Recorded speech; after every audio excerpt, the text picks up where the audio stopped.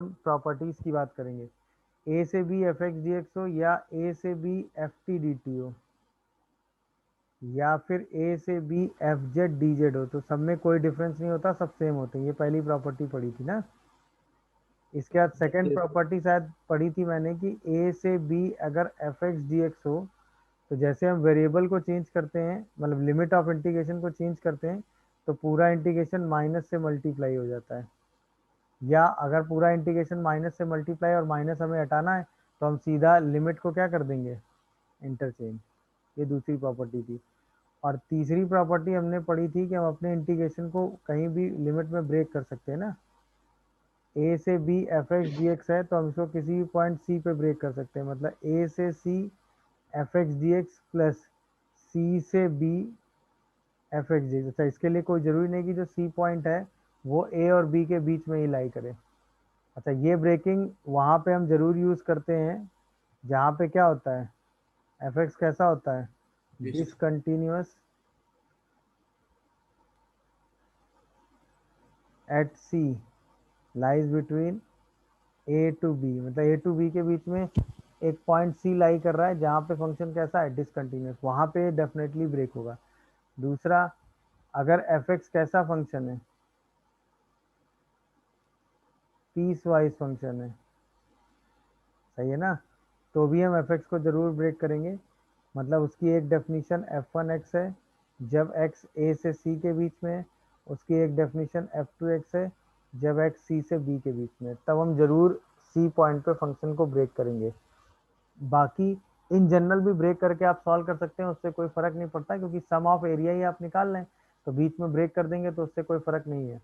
But ये कोई जरूरी नहीं कि ब्रेक करने के लिए जो सी पॉइंट है वो बीच में होना चाहिए। सी पॉइंट अगर ए और बी के आगे भी है तो भी ब्रेकिंग में कोई दिक्कत नहीं भाई, अल्टीमेटली आपको निकालना तो यही एरिया है ना।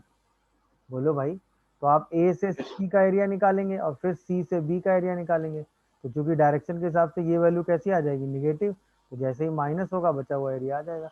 तो वो चीजें अपने आप एडजस्टेबल हैं, उसके लिए आपको फर्क नहीं पड़ना है। बट ये यहीं तक हम पहुंचे थे, इसी पर बेस हम कुछ क्वेश्चन सॉल्व कर रहे थे जहां तक मुझे याद है ना। Yes. Yes. Yes. चलिए। सर हाँ। सर ये प्रॉपर्टी वन तो हम लोग इंडेफिनिट में भी लगा सकते हैं। नहीं नहीं, इंडेफिनिट में क्यों यार, जब डेफिनेट लिमिट के बीच में इंटीग्रेशन हो रहा है तो डेफिनेट हो गया ना। नहीं सर, हम लोग ये प्रॉपर्टी अच्छा, इंडेफिनिट में हाँ, लगा। वेरिएबल चेंज ना, मतलब एक्स को जेड, हाँ जेड सर। प्लस, हाँ हाँ, वो कर यस। सकते हैं, वो कर सकते हैं, वो कर ठीक है। सकते हैं, चलेगा। ठीक है ना, क्योंकि इसमें हम सब्स्टिट्यूशन ही तो लगा रहे हैं बेसिकली। हम एक्स को टी यस। सब्स्टिट्यूट कर देना है, इसमें हम टी को जेड सब्स्टिट्यूट कर देना है, तो वो चलेगा। क्लियर है ना भाई। यस। अच्छा, अब आओ, जैसे ये प्रॉपर्टी आपको जैसे सॉल्व करनी है, अब जैसे मैंने आपसे कहा कि क्वेश्चन की let F X is equal to, आपको दिया हुआ है mod X when X lies between -1 से 3, ठीक है, and 2 when X lies between 3 से 5, और हमें -1 से 5 एफ एक्स को इंटीग्रेट करना है। दिखा कि नहीं भाई। तो इसका मतलब हम अपने अब एफ एक्स को कहाँ ब्रेक करेंगे, 3 पर। तो -1 से 3 में मॉड एक्स इंटीग्रेट होगा, नहीं समझे, और 3 से 5 में क्या इंटीग्रेट होगा, 2, क्योंकि फंक्शन की पीस वाइज टू। डेफिनेशन अलग अलग है। अच्छा, मॉड एक्स को इंटीग्रेट करने के लिए फिर से ब्रेक करना पड़ेगा, तो -1 से 0 में माइनस एक्स इंटीग्रेट होगा, हाँ है ना, और 0 से 3 में एक्स इंटीग्रेट होगा, और फिर 3 से 5 में 2 इंटीग्रेट होगा। क्या है, पूरा लिमिट समझ में आया। अब हम आराम से इसको इंटीग्रेट कर देंगे, तो -x² बाई 2, इसमें लिमिट रख देंगे -1 से 0, x² बाई 2, इसमें लिमिट रख देंगे 0 से 3, और 2x, इसमें लिमिट रख देंगे 3 से 5। सबको वैल्यू रख के सिंप्लीफाई कर लेंगे कि नहीं, बताओ भाई। Yes sir. ये 1/2 आ जाएगा, ये 9/2 आ जाएगा, और ये आ जाएगा 4। सबको ऐड कर देंगे, आंसर आ जाएगा, देख लीजिए आराम से। आंसर क्या 8 आ रहा है, नहीं 9 आ रहा है क्या, बोलो भाई। Yes sir. यस। क्लियर है, दिखा। Yes sir. हाँ या ना हो तो बताओ, कोई कंफ्यूजन। अच्छा, अब ये तो क्वेश्चन इंटीग्रेशन था। कई बार क्या होता है कि बहुत सारे इंटीग्रेशन आप बाई ग्राफ इजीली सॉल्व करते हैं। जैसे अब इसी क्वेश्चन को अगर हम बाई ग्राफ देखते हैं तो ये क्वेश्चन ज्यादा आसानी से सॉल्व हो जाता है। कैसे सॉल्व हो जाता है सोचो। अगर हम मॉड एक्स बनाते 1 - 1 से 3 के बीच में, तो मॉड एक्स का फंक्शन कुछ ऐसा बनता। बोलो भाई। अच्छा, 3 से 5 के बीच में फिर हम कौन सी लाइन खींचते, 2 वाली। तो ये कुछ ग्राफ बनता। अब हमें क्या करना है, -1 से 3 के बीच में, सॉरी -1 से 5 के बीच में एफ एक्स जी एक्स को सॉल्व करना है। तो बेसिकली हमें क्या करना है, ये एरिया चाहिए भाई। डेफिनेट इंटीग्रेशन का मतलब क्या होता है, अलजेब्रिक सम ऑफ एरिया ही तो होता है। और ये यस एरिया चाहिए। इतना ही तो हमें सिंप्लीफाई करना है, बताओ। तो ये एरिया हो गया ट्रायंगल यस का, सर। ये एरिया हो गया ट्रायंगल का, ये एरिया हो गया रेक्टेंगल का या स्क्वायर का। मेरी बात समझ पा रहे हो कि नहीं भाई। सारे यस एरिया आप सर। निकाल लो, तीनों एरिया जिस भी साइन के आ रहे हैं उसको उसी साइन के हिसाब से ऐड कर दो, आंसर आ जाएगा। नहीं समझे तो बताओ व्हाट इज A1। भाई ये लेंथ हो गई 1, ये लेंथ भी हो गई 1, तो A1 की वैल्यू कितनी आ गई, 1 × 1/2, 1/2 आ गई। बताओ व्हाट इज A2। ये लेंथ हो गई 3, 3 पर इसकी वैल्यू भी कितनी आ रही है, 3। ये कितना आ गया, 3 × 3/2, 9/2 आ गया। What is A3। ये लेंथ हो गई 2, ये लेंथ भी कितनी हो गई 2, 2 × 2 4। तीनों को उठा के यहाँ ऐड कर दो, तो हाफ प्लस 9/2 प्लस 4। अभी भी आंसर 8 आ गया कि नहीं, सेम उसी तरीके से। यस तो कई बार क्या होता है कि डेफिनेट इंटीग्रेशन का कॉन्सेप्ट आप एरिया बना के कर देते हैं। कई बार आपको वो एरिया आराम से बना हुआ मिल जाता है, तो उसकी हेल्प से आप कई बार बड़े बड़े कॉम्प्लिकेशन वाले इंटीग्रेशन आप आराम से सॉल्व कर देते हैं। जिसमें आपको मॉड ओपन करके सिंप्लीफाई करके चीजें करनी है, उससे बेटर है कि आप डायरेक्ट ऐसे सॉल्व कर दें। समझ गए कि नहीं मेरी बात। Yes sir. Yes sir. जैसे क्वेश्चन आपके सामने आया, मान लो आपको सॉल्व करना है 0 से लेके 3 तक, मॉड ऑफ x - 2 × dx। बताओ। या हमें सॉल्व करना है 0 से लेके 5 तक, mod of x - 1, mod of mod x - 1। Sir ऊपर वाले क्वेश्चन में आंसर 9 आएगा ना? सॉरी हाँ 9 आएगा। ठीक। अब आओ, ये दोनों क्वेश्चन हमें सॉल्व करने हैं। 0 से 3 मॉड ऑफ x - 2, 0 से 5 मॉड ऑफ मॉड x - 1। 0 से क्या, थोड़ा और अच्छा कर लो इसको, -1 से कर लो, -1 से 5।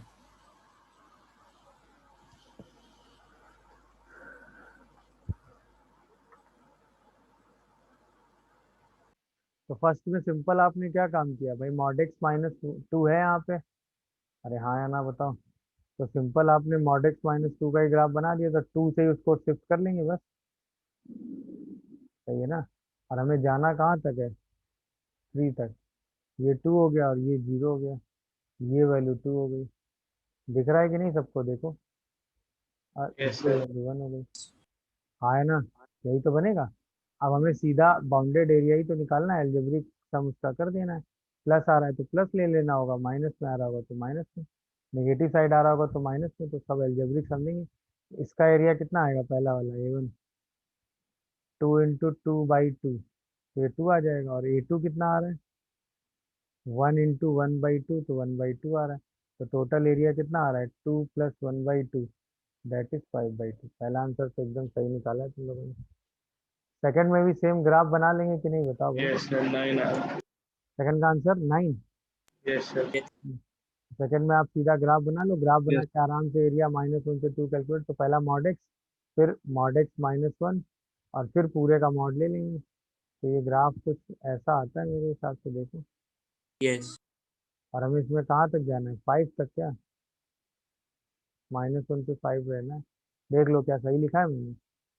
तो एक ये एरिया आप ऐड करेंगे, एक ये एरिया आप ऐड करेंगे, और एक ये एरिया आप ऐड करेंगे, यही तो कर रहे होंगे, बोलो। तो पहले वाले ट्रायंगल का एरिया कितना आ जाएगा, A1। भाई ये पूरी लेंथ 2 हो गई और हाइट 1 हो गई, तो 2 × 1/2, 1 आ गया कि नहीं, बताओ। यस। और इसका एरिया ये 4 हो जाएगा, और ये वैल्यू कितनी आ जाएगी, ये लाइन x माइनस वन आएगी ना, 5 पर इसकी वैल्यू भी 4 ही आएगी शायद, देखो यस सर। ये वाला एरिया कितना आ जाएगा, 4 इंटू 4/2, 8, हाँ है ना। तो टोटल ये वाला इंटीग्रेशन कितना आ जाएगा, 8 प्लस 1 दैट इज 9। अगर आप वैसे मॉड रीजन वाइज मॉड भी ओपन करोगे तो भी आंसर कितना आएगा, 9। मेरी बात समझ रहे हो कि नहीं भाई? Yes. अगर आप yes sir. Region wise mod भी ओपन करोगे तो भी आंसर 9 आएगा, बट ऐसे क्वेश्चन सॉल्व करना ज़्यादा आसान हो गया, ऐसा बात है। सही है ना? अप्रोच समझे कि नहीं क्वेश्चन की, बताओ। चलिए एक और आइए। Yes, sir. गुड। 0 से 2 mod of x square minus x plus 1 into D x, ये सॉल्व करो box of, sorry box of this.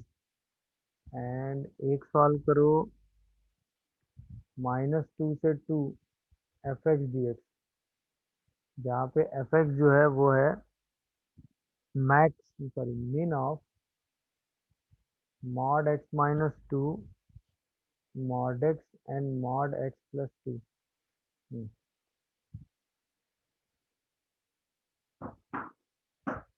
कोई देख, अगर ग्राफ से देख रहे हो तो थोड़ा ग्राफ की अंडरस्टैंडिंग है बस, और कुछ नहीं। जैसे अगर हम इसको ध्यान से देखें तो x square minus x plus 1 का अगर हम ग्राफ सोचें अपने दिमाग में, तो इसकी मिनिमम वैल्यू शायद हाफ पे आती है ना, और वो आती है 3/4। 1 पे इसकी वैल्यू शायद 1 ही आ जाती है ना, और हमें मैक्सिमम 2 तक जाना है। 2 पर इसकी वैल्यू आ रही है 4 माइनस 2, 2 प्लस 1 3 आ रही है, ऐसा आ रहा है। 0 पे इसकी वैल्यू आती है 1। तो अगर हम इसका ही रफली ग्राफ देखें तो इसका तो रफली ग्राफ कुछ ऐसा आ रहा है ना, अरे हाँ या ना बताओ। Yes sir. और ये दोनों वैल्यू 1 आ रही, तो उसका मतलब बीच में कहीं ये 2 वैल्यू ले रहा होगा, क्योंकि ये तो वैल्यू 3 है यहाँ पे। तो बस ये कहाँ 2 ले रहा है वो वाला पॉइंट हमें निकालना था, कहाँ पर ये 2 वैल्यू ले रहा है कि नहीं। तो उसके लिए सिंपल काम हमने क्या किया, इसी x square minus x plus 1 को 2 के बराबर कर दिया। यहाँ से x square minus x minus 1 zero, अगर एक्स की वैल्यू 1 प्लस माइनस √5/2 आ गई, और हमें प्लस वाली चाहिए वैल्यू, तो ये 1 प्लस √5/2 आ जाएगा। दिखा कि नहीं? अब अगर हम बॉक्स लगा देंगे तो बॉक्स लगाने के बाद ग्राफ हमारे पास क्या बचेगा, ये वैल्यू 3/4 से 1 के बीच में। तो इसका बॉक्स यहाँ से लेके यहाँ तक में क्या आ जाएगा जी, 1 पे डॉट आएगा, यहाँ पे 0 आ जाएगा कि नहीं बताओ। Yes. अरे हाँ या ना बोलते जाना। फिर यहाँ से लेके यहाँ तक में वैल्यू 1 आ जाएगी, फिर यहाँ से लेके यहाँ तक में वैल्यू कितनी आ जाएगी, 2, और यहाँ पर ये डॉट आ जाएगा। तो बेसिकली एरिया वाइज अगर आप देखो तो आपको एक ये वाला रेक्टेंगल का एरिया निकालना है, दिखा सकते हो, और एक ये वाले रेक्टेंगल का, दोनों को उठा के ऐड कर देना, आंसर आ जाएगा। नहीं समझे मेरी बात? अब इस वाले रेक्टेंगल का एरिया कितना हो गया भाई, ये हाइट हाइट कितनी हो गई 1, और ये लेंथ कितनी हो गई √5 माइनस 1/2 -1। नहीं समझे मेरी बात? Yes. बस सीधा उठा के अब सिंप्लीफाई आपको करना था।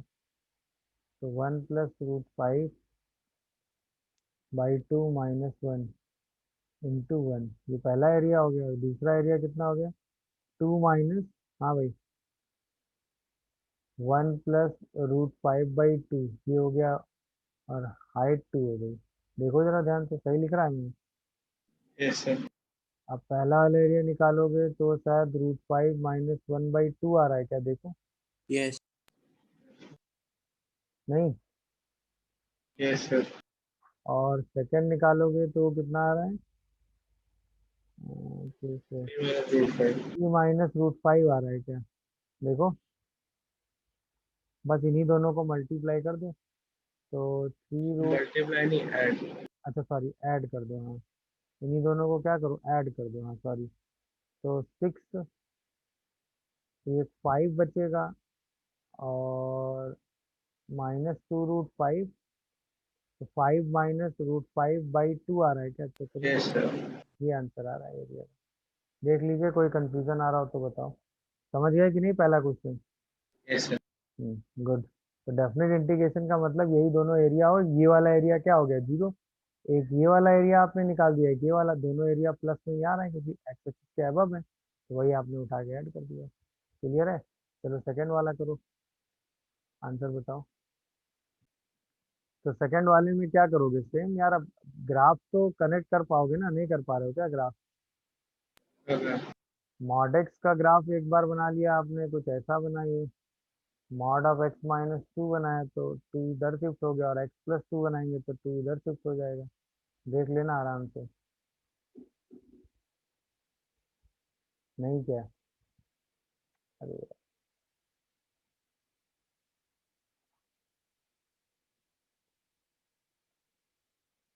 अरे हाँ या ना बोलो भाई। Yes sir. ये सारे ग्राफ हो गए, और हमें क्या चाहिए, मिनिमम वाला रीजन चाहिए। तो मिनिमम वाला फाइनल ग्राफ यही बना ना, ये वाली लाइन यहाँ आएगी, फिर ये आएगी, फिर ये आएगी, और फिर ये आएगी, और फिर ये आएगी, और फिर ऐसे चला जाएगा। और हमें माइनस 2 से 2 चाहिए, तो -2 से 2 में यही रीजन आ जाएगा। आया ना? ये पॉइंट -1, 0, 1 और 2 आ रहा है, -2 से 2 के बीच का एरिया ये आ जाएगा। आया ना? तो बस यही दोनों, अच्छा दोनों एरिया सिमेट्रिक हैं ग्राफ, तो एक का निकाल के उसका ट्वाइस कर देंगे।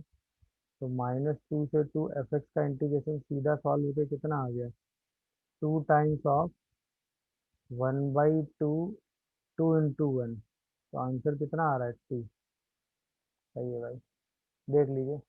यही अगर सोचो, अब यस अगर आप ऐसे वैल्यू रख के साइड्स की फिर इंटीग्रेट करते तो टाइम लगता कि नहीं लगता? Yes sir.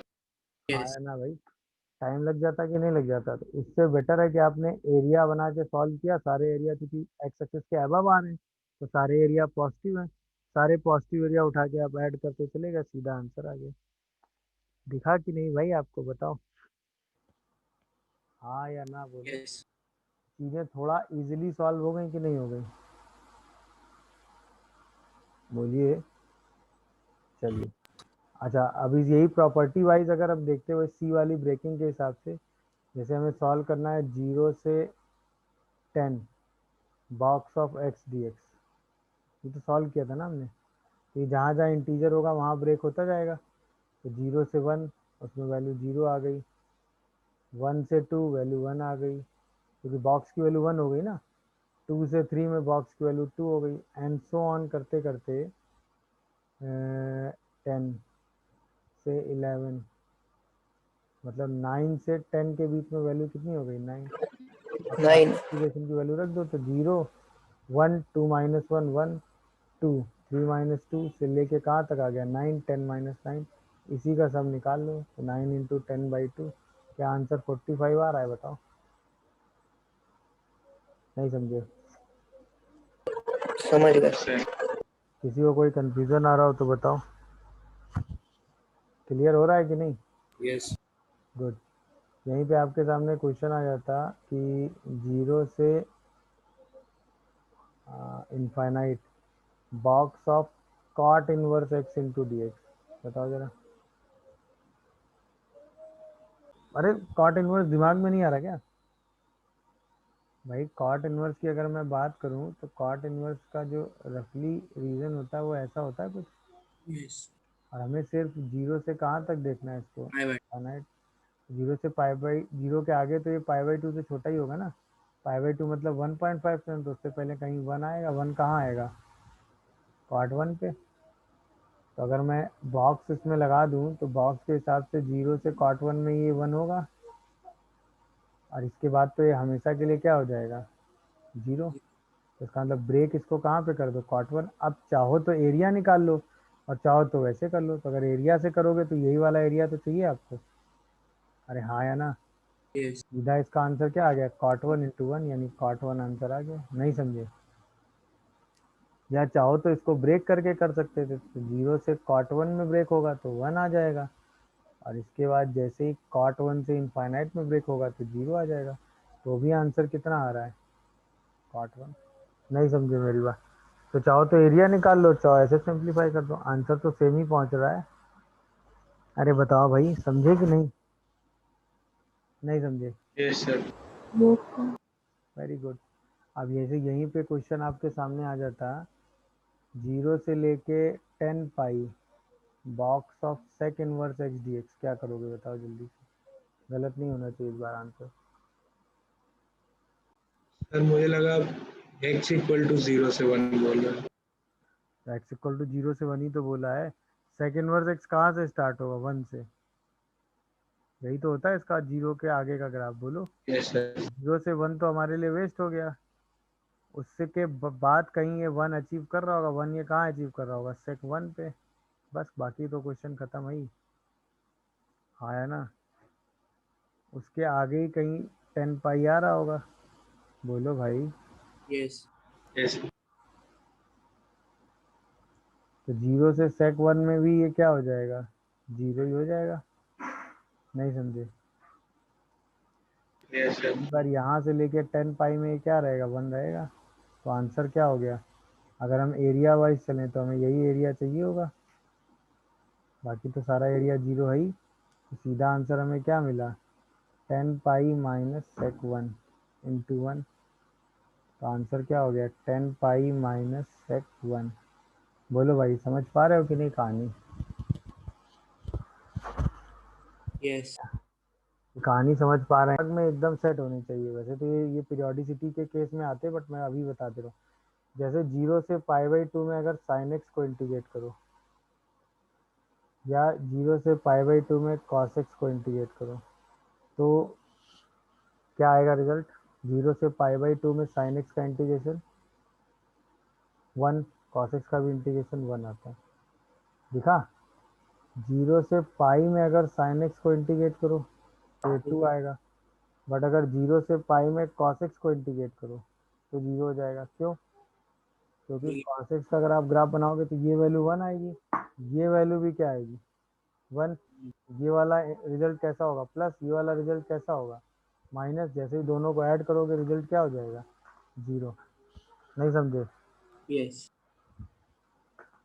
यानी कि अगर मैं 0 से 2 पाई के बीच में sin x को इंटीग्रेट कराऊं तो आंसर क्या आ जाएगा? बोलो। ये वाली वैल्यू +2, ये वाली वैल्यू -2। ये एरिया +2 रिजल्ट देगा, ये एरिया निगेटिव होने की वजह से -2 देगा। दोनों एरिया ऐड करेंगे +2 और -2, तो रिजल्ट क्या हो जाएगा? 0। नहीं समझे? ऐसे अगर मैं 0 से 2 पाई के बीच में cos x को भी इंटीग्रेट कर लूँ तो भी रिजल्ट 0 हो जाएगा कि नहीं? सोच के जवाब दो। Yes yes sir. कोई कंफ्यूजन? ये ग्राफ से चीज़ें कनेक्ट, यानी एक पीरियड के अंदर sin x और cos x का इंटीग्रेशन क्या हो जाता है? एक पीरियड के अंदर sin x और cos x का इंटीग्रेशन क्या हो जाता है भाई? 0। 0 से 2 पाई के बीच में sin x और cos x को इंटीग्रेट करो तो रिजल्ट क्या आ जाएगा? 0।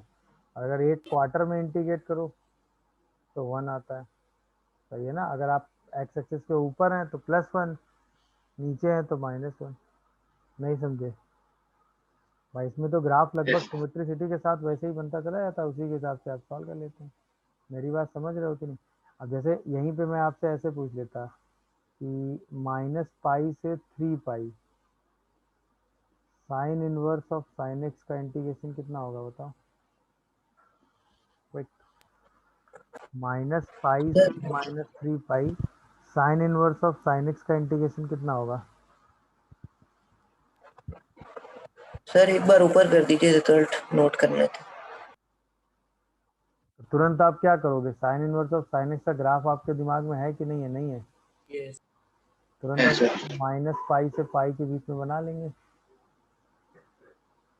पाई, 2 पाई, 3 पाई बन गया कि नहीं बन गया? आप सोचो। जो एरिया ये आएगा प्लस माइनस में, वही एरिया ये आएगा प्लस में।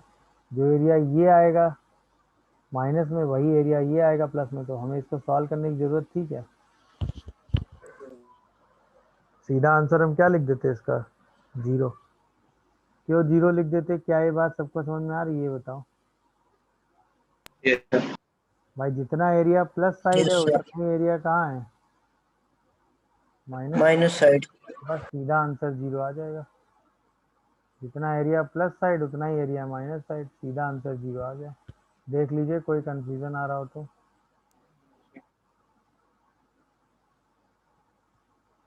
क्या ये बात समझ पा रहे हो कि नहीं? तो ये देखा, एल्जेब्रिक सम ऑफ एरिया करने से कई बार क्वेश्चन सिंप्लीफाई होके आसानी से जल्दी सॉल्व हो जाता है। मेरी बात समझ पा रहे हो? बट कई बार क्या है कि मतलब ऐसा नहीं कि हर जगह आप एरिया ही लगा पाएंगे, कई बार आपको डायरेक्ट भी सॉल्व करना पड़ेगा। बट हाँ, एल्जेब्रिक सम ऑफ एरिया लगाने से कई बार क्वेश्चन जल्दी सॉल्व हो जाता है अगर आप उस अप्रोच में आ पा रहे हैं तो। क्या मेरी बात समझ पा रहे हो कि नहीं भाई, बोलो। Yes. गुड। अब जैसे यहीं पे आपको मान लीजिए सॉल्व करने को मैं कह दूं, जैसे अब ये तो डायरेक्ट रिजल्ट ही कहीं लिख लो कि जैसे 0 से n box of x into D X हो, सही है ना। तो इसका रिजल्ट आता है n इंटू n माइनस 1/2। बस याद रखना n जो है वो एक नेचुरल नंबर होना चाहिए।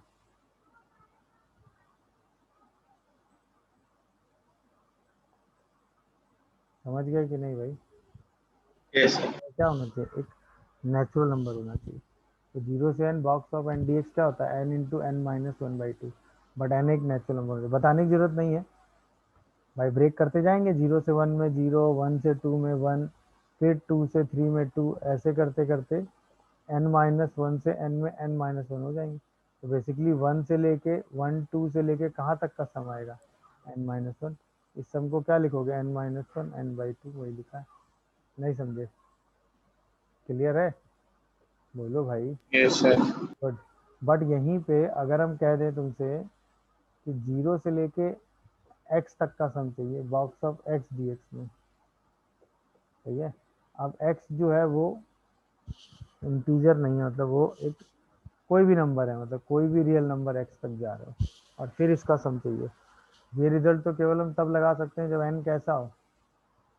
नेचुरल नंबर हो। अब n नेचुरल नंबर नहीं है तो हम ये रिजल्ट तो डायरेक्ट लगा नहीं पाएंगे। क्या बोलते हो भाई? Yes. यस तो उसके लिए क्या करोगे? उसके लिए हम इसी को जनरल कॉन्सेप्ट में ले लेते हैं।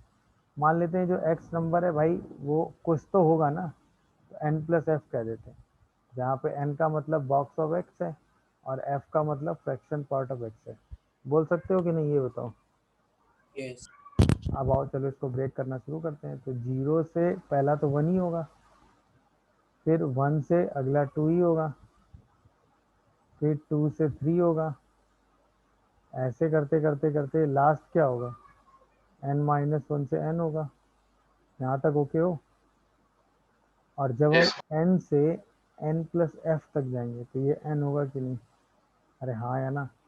अब वही सा लॉजिक लगाएंगे तो 0 प्लस 1 प्लस 2 से लेके कहाँ तक सम आ जाएगा? n माइनस 1 तक। ये तो ओके है। अब यहाँ पर क्या होगा? n इंटू एफ आएगा, n plus F minus n, F बचेगा। अब जब इसका सम निकालोगे तो ये तो n माइनस 1 इंटू n/2 ही आ जाएगा, बट ये n इंटू एफ आएगा। बाद में इसी n की वैल्यू को हम रख देंगे। तो 0 से x अगर हम बॉक्स ऑफ x dx को इंटीग्रेट करें तो आता है box of x into box of x minus 1 whole divided by 2 plus box of x into X minus box of x। ये आंसर आ जा रहा है। दिखा क्या? अरे बोलो भाई। Yes. देख लो, कोई कंफ्यूजन आ रहा हो तो बताओ। अरे हाँ या ना बोलो भाई। Yes. यस सर यहाँ पे x क्या है? कोई भी रियल नंबर। अच्छा अब सोचो, अगर x इंटीजर हो जाएगा, सोचो अगर x इंटीजर हो जाएगा तो सीधा इसकी जगह हम क्या लिख देंगे? n, इसकी जगह 0, तो ये हट जाएगा, n इंटू n माइनस 1/2 आ जाएगा। नहीं समझ पाए? Yes. वही हमारा आंसर हो जाएगा। तुरंत हमने क्या सोचा ये बताओ। अच्छा भाई सिंपल है कि अगर x की वैल्यू हम 0 से 16 ले रहे हैं तो जो हमारा रूट x होगा क्या वो 0 से 4 हो जाएगा? तो इसका मतलब यहाँ पे 1 2 3 पे ब्रेक होगा, तो इसका मतलब पहला ब्रेक तो 0 से 1 ही हो जाएगा। अगला ब्रेक हम 1 से 4 करेंगे तो वैल्यू पूरी 1 से 2 के बीच में आ जाएगी, रूट लेते ही 1 हो जाएगा। अगला ब्रेक हम 4 से 9 कर देंगे, 9 पे, तो ये वैल्यू 2 से 3 के बीच में आ जाएगी। अगला ब्रेक हम 9 से 16 कर देंगे तो वैल्यू 3 से 4 के बीच में आ जाएगी। 3 अब यहीं पे ये तो 0 हो गया, ये कितना हो गया? बोलो भाई। 3। ये कितना हो गया? 10। यस सर और ये कितना हो गया? 21 21। Yes Yes. सर आंसर 34 आ गया, सही है। क्या है प्रोसेस, समझ पाए सब लोग कि नहीं? बोलो यस सर हाँ या ना। गुड। Yes. Yes. चलिए आइए जरा, अब हम यहीं पे मैं मान लो ब्रेक करना होता, क्वेश्चन होता -1 से 3 x square -4 into D X. हाँ भाई, अब देखिए एक्स स्क्वायर -4 जहाँ पॉजिटिव होगा तो यानी कि एक्स जो है वो क्या होगा, -इनफाइनाइट से -2 यूनियन 2 से इनफाइनाइट होगा। और एक्स स्क्वायर -4 जब निगेटिव होगा तो एक्स -2 से 2 होगा कि नहीं। तो इसका मतलब -1 से 2 के बीच में तो ये निगेटिव ही ओपन होगा, दिखा कि नहीं। और 2 से 3 के बीच में बस ये पॉजिटिव ओपन हो जाएगा। क्या है, मेरी बात समझ पाए सब लोग, बोलो। यस अब तो ये आराम से सॉल्व हो रहा है। 4x - x³/3 -1 से 2। हाँ भाई, समझ में आया कि नहीं। ऐसे इसको इंटीग्रेट कर देंगे तो x³/3 -4x और लिमिट रख देंगे 2 से 3। सॉल्व किया किसी ने, क्या आ रहा है? हाँ सर 34/3। 34/3। सर इसको ग्राफ से नहीं कर सकते? ग्राफ से भी इतनी मेहनत है ना बेटा। सोचो, अगर तुम ये सोचो कि हम इसको ग्राफ से कर लें तो ग्राफ में भी क्या करोगे, एरिया निकालोगे ना।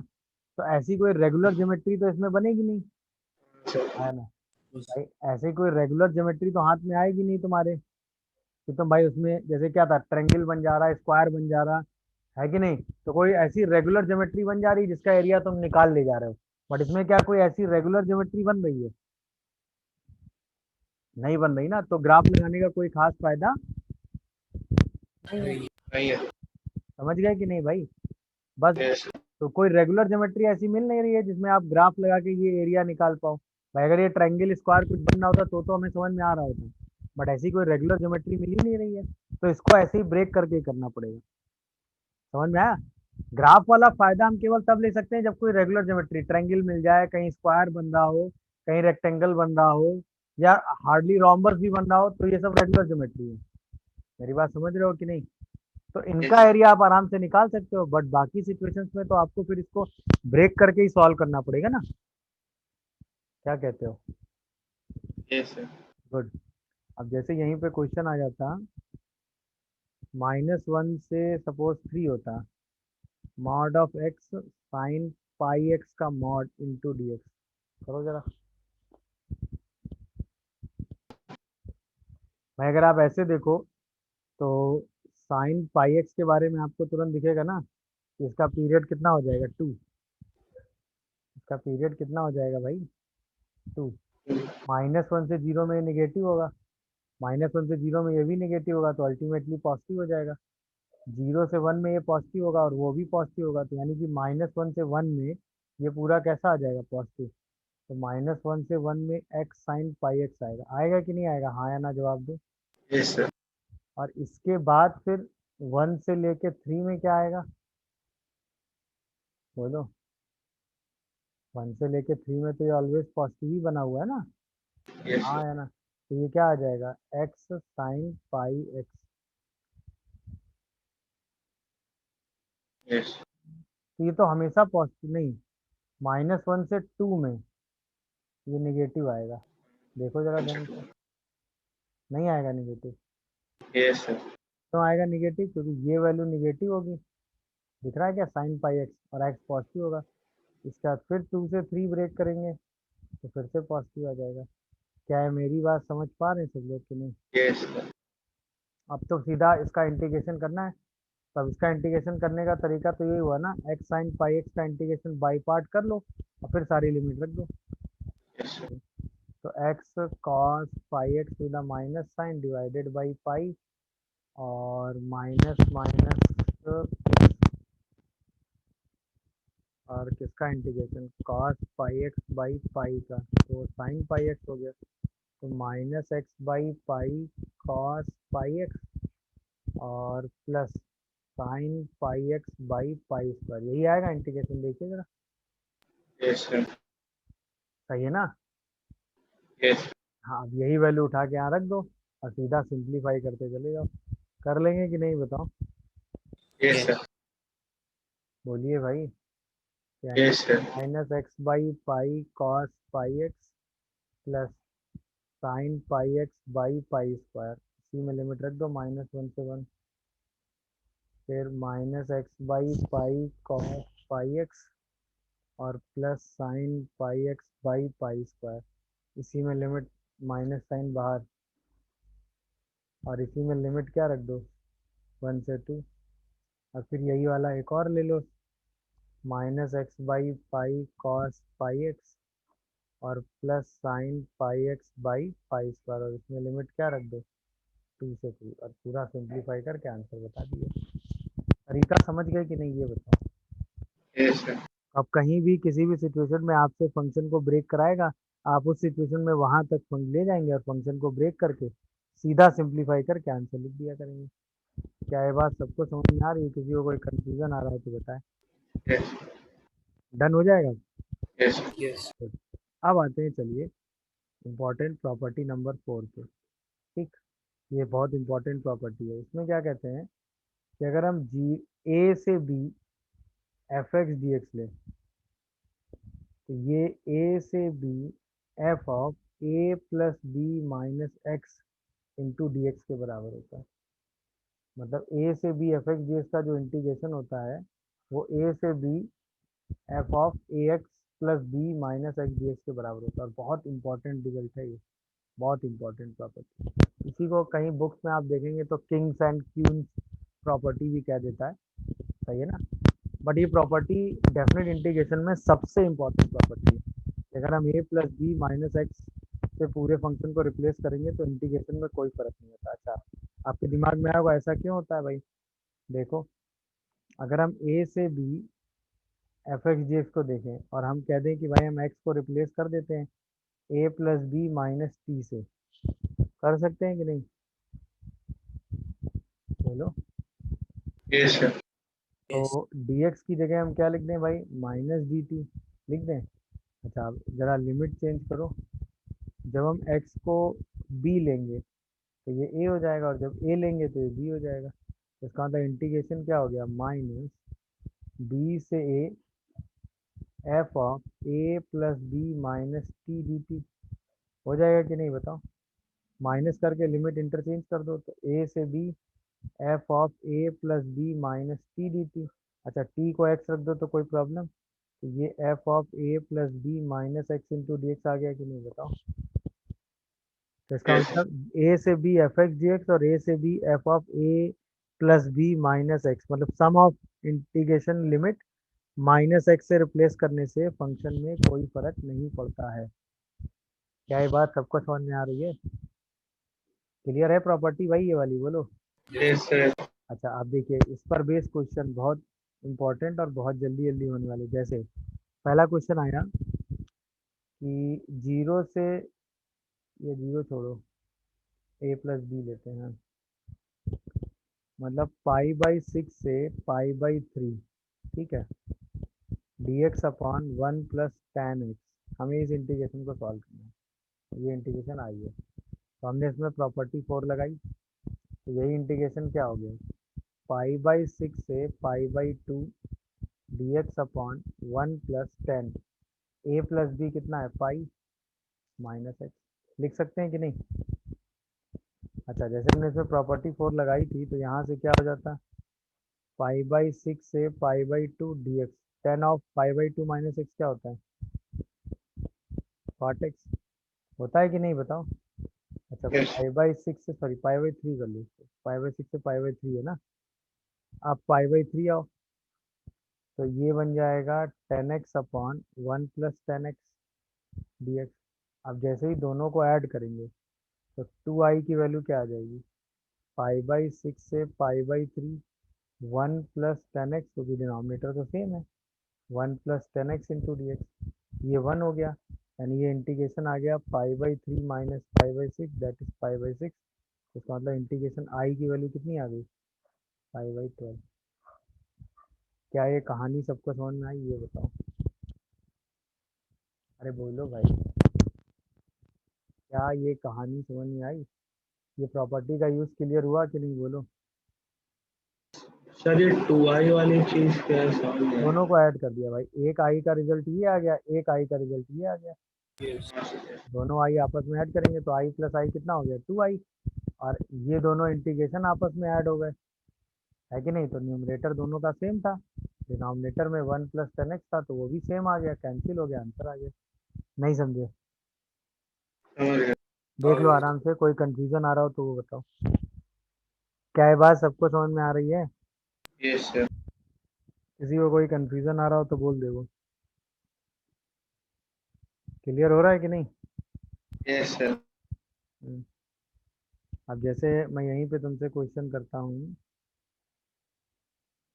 आई इज इक्वल टू π/6 से π/2, π/3 sorry, root cos x upon root sine x plus root cos x। बताओ पहला सवाल। दूसरा बताओ,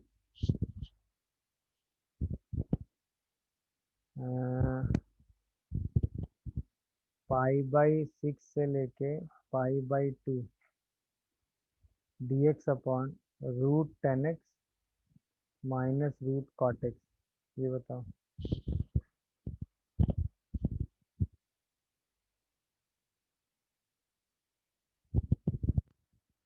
ठीक है ना?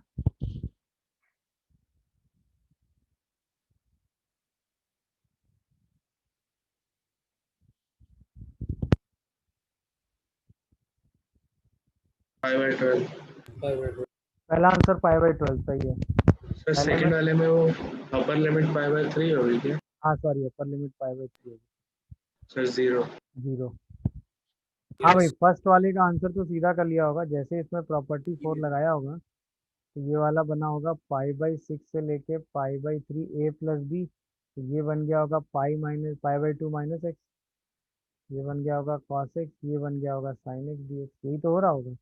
जैसे ही दोनों को ऐड करेंगे तो 2i इज इक्वल टू π/6 से π/3 1 इंटू डी एक्स आया होगा, और यहीं से सिंप्लीफाई करो कि आई की वैल्यू आपने π/12 निकाल दी होगी। पहला सबको समझ में आ रहा है कि नहीं बताओ? पहला ऐसे ही सॉल्व किया ना सब लोगों ने? नहीं? Yes sir. अच्छा, सेकंड वाले में क्या किया? वही जैसे किया आप जो प्रॉपर्टी प्रॉपर्टी 4 लगाई, ए प्लस बी माइनस एक्स से रिप्लेस किया होगा, तो ए प्लस बी मतलब π/2 माइनस एक्स से रिप्लेस करेंगे, ये बन जाएगा रूट कॉट एक्स, ये बन जाएगा रूट 10x। तो क्या ये माइनस आई लिखा है? इसका मतलब 2i इक्वल टू 0 आ जाएगा, तो आई की वैल्यू 0 आ जाएगी कि नहीं आ जाएगी? हाँ या ना? बोलो भाई। Yes sir. थर्ड वाला बताओ। थर्ड, ए प्लस बी कितना हो गया? पाई, और पाई माइनस एक्स से रिप्लेस करोगे तो 10 पाई माइनस एक्स कितना हो गया? minus का tan x. फाइनल कटा। तो ई की पावर मतलब 1 प्लस ई की पावर माइनस का 10x आ जाएगा, देख लेना आराम से। ई की पावर माइनस का 10x, तो सिंप्लीफाई करोगे तो क्या आएगा बताओ? पाई E की by power 6 tan x upon pi 1 plus pi e by की 6, power tan x. ई की पावर 10x अपॉन 1 प्लस ई की पावर 10x आएगा कि नहीं? अब इसी को यस सॉल्व कर सर। देंगे, जैसे ही दोनों आई ऐड करेंगे तो 2i वही आ जाएगा 1। अरे हाँ, यस सर। इसका मतलब आंसर कितना आ गया? π/6 माइनस 5 π/6, 4 π/6, यानी आई की वैल्यू कितनी आ रही है? 5/3 बाय क्या? 3। यस तो सर। भाई, Yes. कोई कंफ्यूजन आ रहा हो तो बताओ। नहीं ना? No sir. लास्ट वाला देखना है कि क्या लिखा है। अगर क्या लिखा है देख पाते, 3 से 5 था, ये था बॉक्स ऑफ एक्स स्क्वायर, सब जगह स्क्वायर ही है क्या? ये देखो ध्यान से, 8 माइनस एक्स का होल स्क्वायर लिखा है, Yes. और ये एक्स स्क्वायर लिखा है। इतना देखने से तो क्वेश्चन खत्म हो गया ना। जैसे ही ए प्लस बी माइनस एक्स से रिप्लेस करोगे तो 5 + 3 यानी 8 माइनस एक्स का होल स्क्वायर आ जाएगा, और यहाँ पे क्या है? बॉक्स ऑफ एक्स स्क्वायर आ जाएगा, और यहाँ पे क्या आ जाएगा? बॉक्स ऑफ 8 माइनस एक्स का होल स्क्वायर। अब तो समझ में आ गया होगा। ये भी आई, ये भी आई, दोनों को ऐड कर दो तो 2i कितना आ जा रहा है? 3 से 5, अरे बोलो भाई, yes sir. Into D x. 3 से 5 मतलब 2 ना, आई की वैल्यू कितनी आ गई? 1। कोई कंफ्यूजन आ रहा हो तो बताओ। ये समझे कि नहीं? पूरी प्रॉपर्टी क्लियर हुई कि नहीं ये वाली प्रॉपर्टी? Yes sir. तो वो A Yes. Plus B minus X से रिप्लेस करने से कोई फर्क नहीं पड़ता। अच्छा, अब इस प्रॉपर्टी के दो सब यूज हैं। जैसे अगर कहीं पे 0 से a f x dx हो, तो आप इसको 0 से a f of a minus X into D X लिख दें, कोई प्रॉब्लम? बोलो।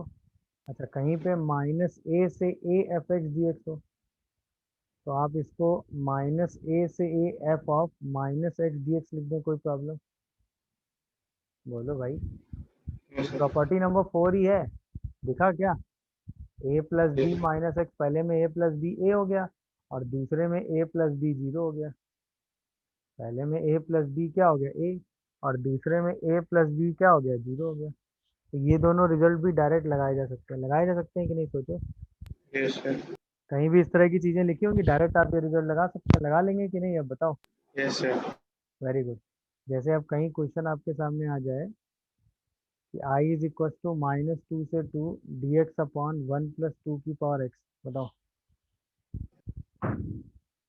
तुरंत आप A plus B minus X लगाओगे, तो माइनस टू से टू प्रॉपर्टी 4 लगाओ, तो A plus B minus X two X से ये क्या हो जाएगा, माइनस टू एक्स। आप सीधा सिंप्लीफाई करोगे तो आई क्या आ जाएगा, माइनस टू से टू टू की power x D X upon one plus two की पावर एक्स। अब इसको और इसको क्या कर दोगे, ऐड, तो टू आई कितना आ जाएगा, माइनस टू से two one into D X. हाँ या ना? Yes sir. आंसर 4 आया और आई की वैल्यू कितनी आ जाएगी, 2। चेक करियो क्या सही लिख रहा हूँ मैं।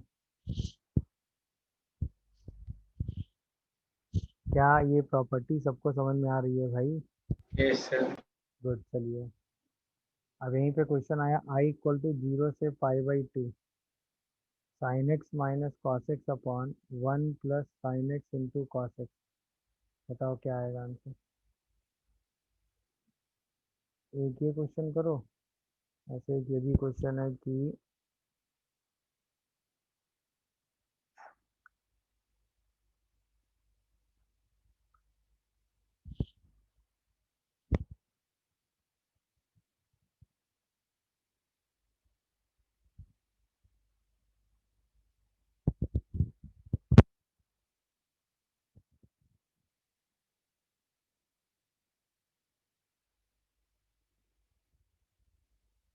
0 से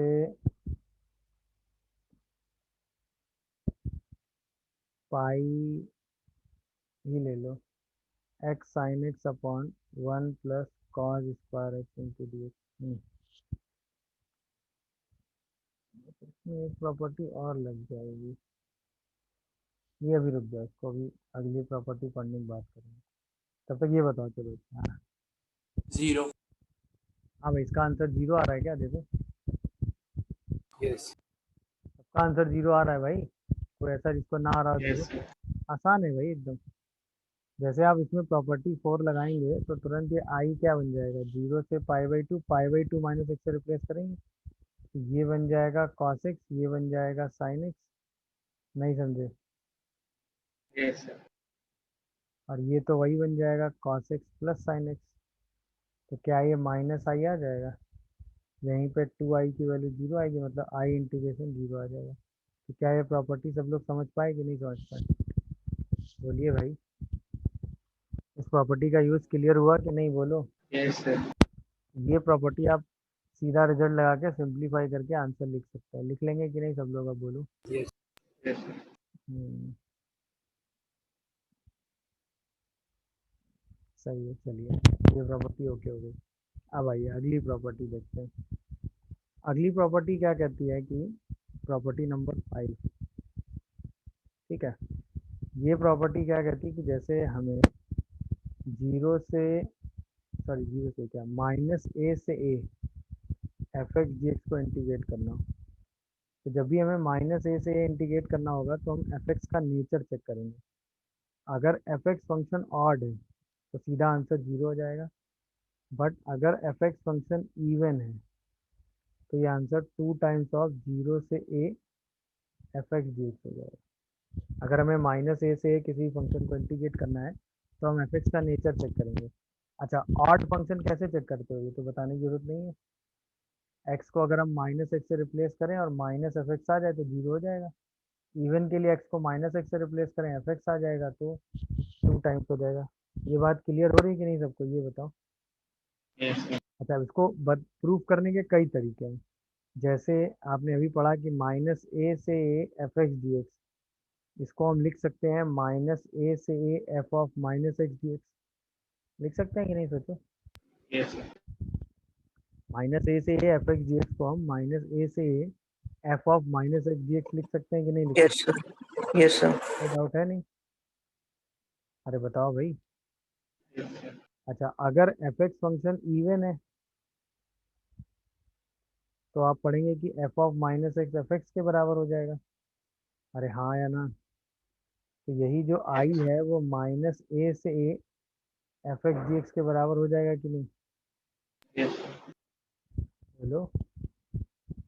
वही सेम चीज रिपीट कर जाएगी, हाँ या ना?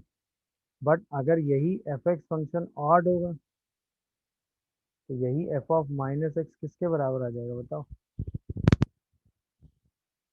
माइनस एफ एक्स के आ जाएगा कि नहीं आ जाएगा? Yes sir. और अगर ये माइनस एफ एक्स के बराबर आ गया तो हम इसी को क्या लिख देंगे? आई को माइनस ऑफ माइनस ए से A F X D x. तो आई किसके बराबर आएगा? माइनस आई के, और टू आई की वैल्यू जीरो आएगी और आई सीधा सीधा जीरो आ जाएगा। ये समझे कि नहीं? Yes sir. इवन वाले में तो डायरेक्ट यही रिजल्ट आ जाएगा, बट ऑड वाले में हम ऐसे लिख सकते हैं। क्या ये कहानी सबको समझ में आई कि नहीं आई? अच्छा, दूसरा, ग्राफ से अगर समझो तो इवन फंक्शन का ग्राफ वाई एक्सिस के अबाउट क्या होता है? सिमेट्रिक। तो जैसा वाई एक्सिस के इधर होगा वैसा ही वाई एक्सिस के इधर होगा। नहीं समझे? Yes sir. तो अगर माइनस ए से जीरो का एरिया ए होगा तो ए से जीरो से ए का भी एरिया क्या होगा? ए होगा। तो अगर हमें माइनस ए से A F X D x को इंटीग्रेट करना है तो क्या हम इसको टू टाइम्स जीरो से ए इंटीग्रेट कर सकते हैं कि नहीं? दिखा? Yes sir. यही अगर एफ एक्स फंक्शन ऑड हो जाए तो सोचो, ऑड फंक्शन किसके अबाउट सिमेट्रिक होता है? ओरिजिन के अबाउट। तो जैसा ओरिजिन में इधर एरिया प्लस होगा वैसा ही इधर एरिया क्या होगा भाई? माइनस होगा। तो अगर ये एरिया प्लस का आएगा तो ये एरिया माइनस का आएगा। तो इसका मतलब ओवरऑल जो माइनस ए से ए के बीच में इंटीग्रेशन का एरिया आएगा वो कितना आ जाएगा? जीरो। समझ गए कि नहीं भाई? Yes sir. अच्छा, इसका तीसरा और सबसे इम्पोर्टेंट एक्सप्लेनेशन सेम प्रॉपर्टी का हम ऐसे भी समझ सकते हैं। मान लो हमें माइनस ए से F X D x solve करना हो, तो हमने ब्रेकिंग तो सीखी है ना। माइनस ए से जीरो एफ एक्स और फिर जीरो से ए एफ एक्स, ऐसे ब्रेक करके लिख सकते हैं कि नहीं? अरे हाँ या ना? अब ध्यान से यस देखो, सर। अगर मैं थोड़ी देर के लिए इस इंटीग्रेशन को आई वन कह दूँ तो आई वन हमारे पास आया माइनस ए से zero F of x D x. हमने क्या किया? एक्स को माइनस टी से रिप्लेस किया तो डी एक्स हो गया माइनस डी टी। अगर हम लिमिट देखें एक्स और टी में तो एक्स को अगर हम जीरो रखें जीरो, माइनस ए रखें तो ए। तो लिमिट आ गई माइनस ए से zero F of minus T D T. इसी लिमिट को इंटरचेंज कर लें तो जीरो से ए F of minus T D T. तो इसी को हम लिख सकते हैं जीरो से ए F of minus X D x. आया ना? यानी कि इसी इंटीग्रेशन को हम आई वन को क्या लिख सकते हैं यहाँ पे? जीरो से ए F of minus X D X. और इसको लिख सकते हैं जीरो से A F X D x. इसका मतलब हमने क्या देखा कि हम माइनस ए से A F X D x को क्या लिख सकते हैं?